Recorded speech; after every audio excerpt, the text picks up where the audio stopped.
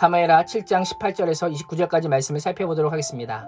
다윗은 나단 선지자를 통해 하나님께서 자신과 자신의 후손에게 약속하신 언약을 듣고 난 후에 여호와 앞에, 휘장 가운데 있는 여호와의 언약궤 앞에 앉습니다. 18절에 보면 다윗은 가장 먼저 주 여호와여 나는 누구이오며 내 집은 무엇이기에 나를 여기까지 이르게 하셨나이까 라고 부르짖습니다. 하나님의 뜻과 계획 앞에 자신을 돌아보니 자신이 아무것도 아닌 자임을 깨닫습니다. 무한하신 하나님의 영광과 은혜 앞에 서니 나 자신의 부족함과 연약함을 절실하게 느끼며 어찌하여 하나님께서 이토록 놀라운 은혜를 베푸셨는지요 라고 감사하며 찬양하고 있습니다. 기도가 무엇입니까? 하나님의 뜻과 계획을 보는 것이요 믿고 선포하며 그대로 살겠다라고 하는 고백입니다. 그래서 21절에서 다윗은 하나님의 은혜를 찬양하며 이 모든 큰 일을 행하사 주의 종에게 알게 하셨나이다 라고 고백합니다.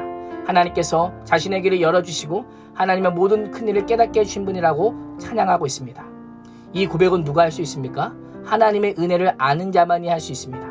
하나님의 은혜가 어떠한지를 아는 자만이 내가 받은 은혜와 사랑을 경험하고 선포할 수 있는 것입니다.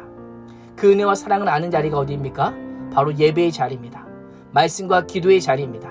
하나님의 말씀이 선포되고 그 말씀으로 나를 돌아보며 나의 연약함과 부족함을 붙들고 간구하는 그 자리에서 하나님의 모든 큰 일을 알 수 있다라고 하는 것입니다. 오늘 다윗의 기도를 보면 다윗은 벅찬 마음으로 주 여호와라고 하는 단어를 무려 7번이나 사용하고 종의 집, 주의 종이라고 하는 표현을 10번 사용합니다. 다윗은 철저하게 하나님께 최고와 최생의 칭호를 돌리며 그 앞에서 자신을 한없이 낮은 종으로 서 있습니다. 이것이 신앙생활입니다. 철저히 하나님의 주권을 인정하는 것이요 나의 일어나는 모든 일은 하나님의 뜻이요 나는 오직 하나님의 뜻에 따라 살겠습니다 라고 하는 것이 신앙생활의 핵심인 것입니다. 하나님의 주권을 인정한 다윗은 22절에서 24절에서 비교할 수 없는 하나님의 위대함을 찬양합니다.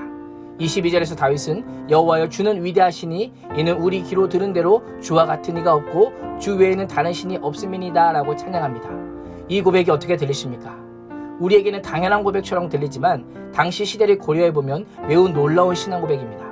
당시 이스라엘은 이방 민족들에게 둘러싸여 있었습니다.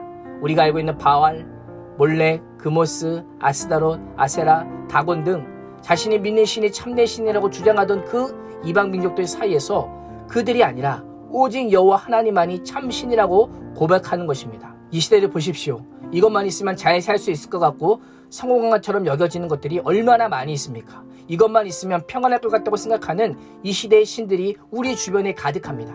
이러한 때에 우리에게 필요한 신앙 고백은 무엇입니까? 주 외에는 다른 신이 없음이니이다. 주와 같은 신분은 결코 존재하지 않습니다. 몸소 자기 백성을 구해내시고 몸소 그 이름을 세우신 그 하나님을 찬양하고 선포하는 것이 우리에게 필요한 신앙의 자세인 것입니다. 하나님의 행하신 일에 대해 선언하고 선포하는 것입니다.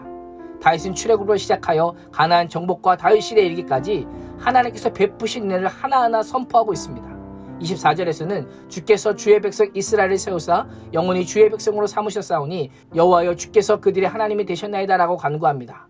이 모든 역사의 주체는 주님이십니다 라고 고백합니다. 주께서 주의 백성 이스라엘을 견고하시게 하시고 보존하셨음을 고백합니다. 다윗은 이스라엘 백성이 하나님의 백성이 된 결정적인 이유를 하나님의 전적인 선택과 주권에서 찾습니다.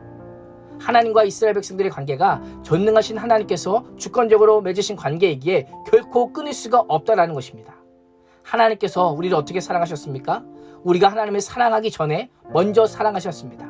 우리가 아직 죄인 되었을 때에 사랑하셨고 나에게서는 어떤 희망도 소망도 기대할 수 없는 그때에 우리에게 먼저 손 내미시고 우리의 죄를 용서하셨습니다.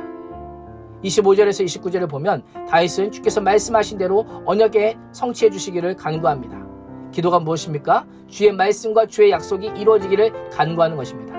그래서 25절에서 주의 종과 종의 집에 대하여 말씀하신 것을 영원히 세우시며 말씀대로 행하여 주시기를 간구합니다. 28절에서도 오직 주는 하나님이시며 주의 말씀들이 참되시나이다.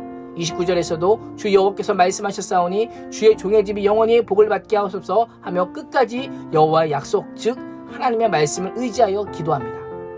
다윗은 말씀에 근거하여 자신의 집에 복 주시기를 자신의 집이 영원히 주 앞에 있기를 간구하고 있습니다. 오늘 우리가 구할 것은 단 하나 하나님의 말씀대로 하여 주옵소서.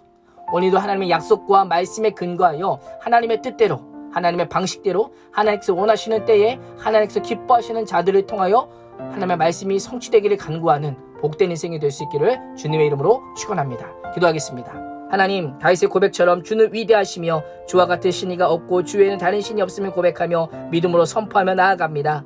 오늘도 말씀과 기도 가운데 내 생각과 뜻과 계획보다 더 크신 하나님의 뜻과 계획을 깨달아 알게 하여 주시고 광대하신 하나님 앞에서 우리의 연약함을 보며 주님을 의지하는 복을 누리게 하여 주옵소서. 말씀대로 믿고 말씀대로 구하고 말씀대로 받아 누리는 복된 하루 될 수 있도록 인도해 주실 줄 믿사오며 살아계신 우리 주 예수 그리스도 이름으로 간절히 기도합니다.